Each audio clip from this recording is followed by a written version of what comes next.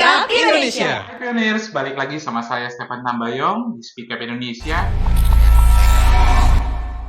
Saat ini kita kedatangan bintang tamu yang luar biasa, akan bercerita tentang pengalaman kuliah di luar negeri dan bagaimana setelah kuliah ini merintis karir di dunia profesional. Mungkin kita langsung sambut aja Kak Naomi. Halo, Terima kasih udah mau Assalamualaikum. hadir. Ya. Kak Naomi, izin boleh ceritain nggak Kak Naomi tentang pengalaman Kak Naomi pernah kuliah di luar negeri sampai sehingga lulus di Indonesia dan berkarir? Boleh Kak? Boleh nggak Kak? Karena mungkin banyak anak-anak muda butuh masukan, butuh motivasi, butuh inspirasi. Bagaimana sih setelah lulus kuliah tuh kemana sih gitu? Oke, aku cerita singkat dulu aja kali ya untuk background pendidikan. Jadi memang dulu sempat ngambil kuliah di luar, tepatnya di Jerman. Tapi waktu itu aku ngambilnya jurusan teknik. Oh, teknik ya? Jurusan teknik di sana susah banget, jujur. Karena makanya kenapa banyak anak-anak artis itu milihnya ke Amerika. Karena di sana itu nggak ada penyetaraan dulu setahun kayak di Eropa atau di Jerman. Jadi harus penyetaraan dulu. Terus kalau S1 itu harus 80% pakai bahasa sana gitu ya. Ini bahasa Jerman ya Kak di sana? Bahasa Jerman. Jadi di sini ya kursus dulu ngambil bahasa sampai level tertentu sesuai persyaratan baru bisa berangkat. Wow. Nah, di sana masih kursus juga, terus ngambil penyetaraan dulu setahun, terus ngambilnya teknik. Nah, cuma karena satu dan lain hal, aku nggak bisa nyelesain di sana tekniknya. Aku balik ke Indonesia, di situ aku ngambil jurusan hukum, jurusan yang sebenarnya aku dari dulu nggak pernah mau, sama sekali nggak mau, bahkan kayak nggak mau lah gitu, jangan sampai ngambil jurusan hukum. Tapi karena orang tua ngasih saran, ya udah di Indonesia aja lah di sini gitu. Tapi ya itu bagian dari rencana Tuhan juga. Akhirnya aku ngambil jurusan hukum dan ternyata aku nyaman jalaninnya. Kayak ngerasa kayaknya ini passion gue deh gitu. Kayaknya gue cocok deh di sini. Seiring berjalannya waktu, mulai kuliah segala macam. Terus juga tadinya tuh fokusnya pengennya udahlah cepet lulus, belajar aja yang bener. Ternyata namanya jurusan sosial ya kan. Ya kita harus banyak namanya cari relasi, cari link, memperluas jaringan gitu kan. Jadi aku ikut organisasi segala macam, aktif lah kegiatan di kampus, tapi juga tetap belajar itu nggak yang jadi nomor 2 gitu. Kuliah nggak jadi nomor 2, jadi kuliah tetap nomor 1, tapi juga organisasi tetap jalan. Itu membagi waktu itu kayak? Bagi waktu itu harus belajar tuh dari kuliah sih untuk manajemen waktu itu macam. Dan ya memang kitanya harus effort gitu, nggak bisa yang cuma kupu-kupu kuliah pulang. Jadi mau jurusan apapun itu bukan cuma hukum doang, harus banyak membangun jaringan relasi. Dan puji Tuhan setelah lulus pun puji Tuhan ya sesuai target yang aku mau gitu kan, lebih cepat dari lulus normalnya. Dan juga setelah itu COVID tuh, aku lulus di tahun 2020. Oh, pasan COVID pas itu COVID, ya? pas 2020 itu, wah benar-benar bingung mau ngapain gitu kan. Kerjaan yang ada malah semuanya banyaknya di layoff, di PHK ya kan. Nyari kerjaan juga susah. Tiba-tiba ada PHK tuh Kak, di mana-mana. Iya, betul. Kita juga bingung, nggak bisa kemana-mana, segala macam. Lapangan pekerjaan nggak ada, gitu kan. Malah banyak yang bankrupt kan, banyak yang pilot gitu perusahaannya. Tapi itu kan 2020 Januari aku lulus. Puji Tuhan di November, itu berapa hari setelah aku ulang tahun, aku keterima magang di kantor hukum. Tapi yang namanya, jadi itu ya catatan ya, namanya orang memulai karir itu nggak ada yang mudah, nggak ada yang instan gitu. Itu dimulai dari aku magang di salah satu kantor hukum di Jakarta Barat. Dan itu ya ibaratnya dapat bayaran pun cuma buat untuk makan siang aja gitu. Kalau nggak cover. Karena masih magang ya jadinya. Magang sampai statusnya jadi karyawan ya cuma cukup untuk makan siang aja ya, nggak ada jajan, nggak ada masih awal tuh bener untuk makan aja udah bersyukur tuh ya. Karena ya ibaratnya kita kayak mau buat bisnis sendiri nih di masa depan. Ya kita kan dari awal itu merintis harus belajar dulu nih gimana sih ngebangun bisnis, gimana sih cara ngebuka jalan segala macam, baru nanti saat kita udah settle, udah oke, kita kita buka bisnis kita sendiri. Makanya waktu belajar ya, namanya kita kan cari ilmu sama orang. Jadi ya ini nggak diterapkan ke semua jenis pekerjaan ya. Tapi kalau untuk jurusan seperti aku, jurusan hukum itu ya memang harus merintis dari bawah karena kita harus banyak cari ilmunya. Nah itu mungkin awalnya gitu. Sonomi izin. Iya. Tadi kalau ke belakang dikit, ini ada dua hal yang menarik ya. Hal pertama adalah bagaimana Kak Naomi transisi lagi nih dari jurusan teknik ke hukum itu kan pasti jauh beda tuh Kak. Iya, betul. Terus kedua, bagaimana rasa berkuliah di luar dan Indonesia, ada gak sih Kak perbedaan yang cukup signifikan atau bahkan signifikan gitu Kak? Iya. Kenapa dari teknik ke hukum? Sebenarnya kalau teknik, aku tuh suka banget dari dulu yang namanya ngobrak-ngabrik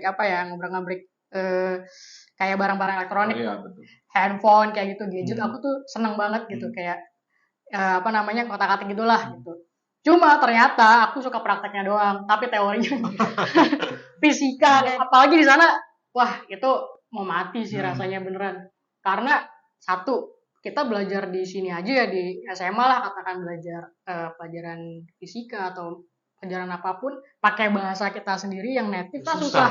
Nah di sana itu tuh diolahnya ngeterjemahin dulu, habis itu baru terjemahin apa yang dia jelasin materinya, ya itu panjang prosesnya jadi setiap hari tuh sakit kepala.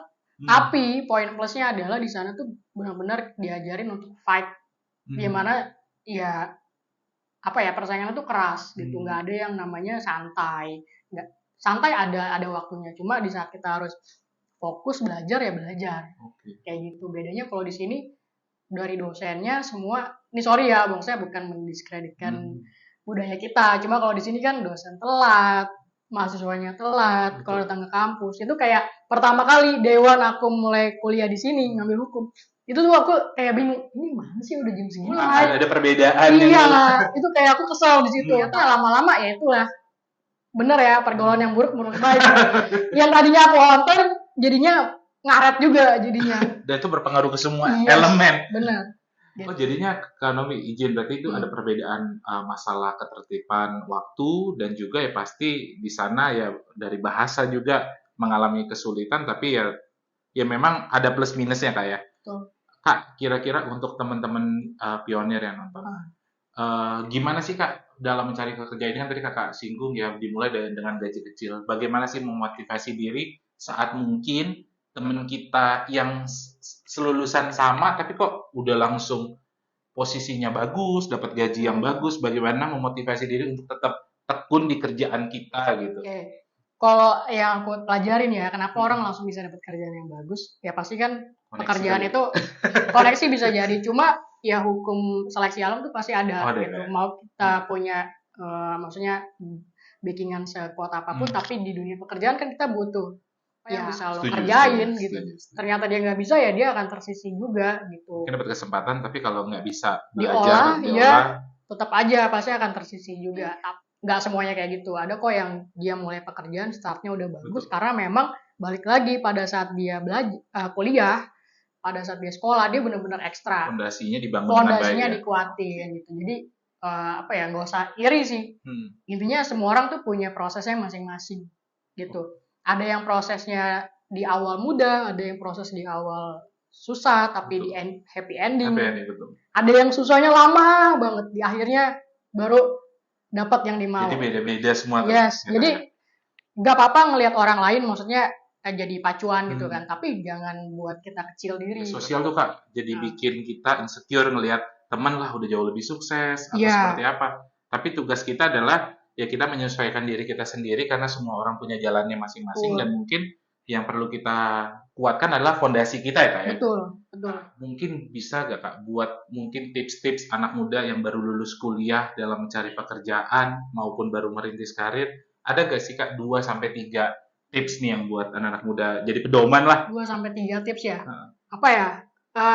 Kalau aku sih, menurut aku rumus hidup tiap orang tuh beda-beda ya. Kalau rumus hidup aku sendiri, yang pasti kita tahu value kita tuh apa. Misalnya aku tuh punya kelebihan dan kekurangannya apa. Kekurangan aku misalnya aku kurang percaya diri, gitu kan. Nah aku di situ harus memaksakan diri aku supaya ngebangun rasa percaya diri aku. Nah misalnya kelebihan aku apa? Misalnya aku dalam satu komunitas aku misalnya mau nih ngelit gitu. Nah di situ kita makin kembangin. Terus yang kedua, percaya sama Tuhan. Wow, ini karena waktunya Tuhan itu kita nggak tahu. Ada satu turning point yang buat aku sampai saat ini, di situasi sesulit apapun aku nggak mau marah sama Tuhan, nggak mau menyalahkan siapapun apalagi Tuhan. Jadi ada satu momen yang kayak sebenarnya ini masalah yang dialamin sama semua orang, yang kayak kenapa sih Tuhan, gue udah melakukan effort terbaik gue udah bantu teman-teman gue, bahkan gue bantu, tapi kenapa gue masih yang paling bawah.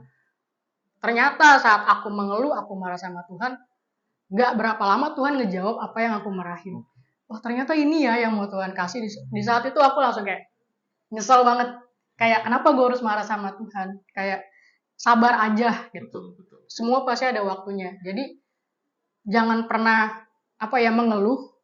Memang situasinya gak enak, tapi percaya kita udah usaha, kita sabar, kita melakukan yang terbaik, pasti ada jalannya. Kadang tuh kita udah sedikit lagi, tapi karena kita banyak mengeluh, kita banyak bersungut-sungut, itu yang buat Tuhan tuh kayak nge-keep lagi.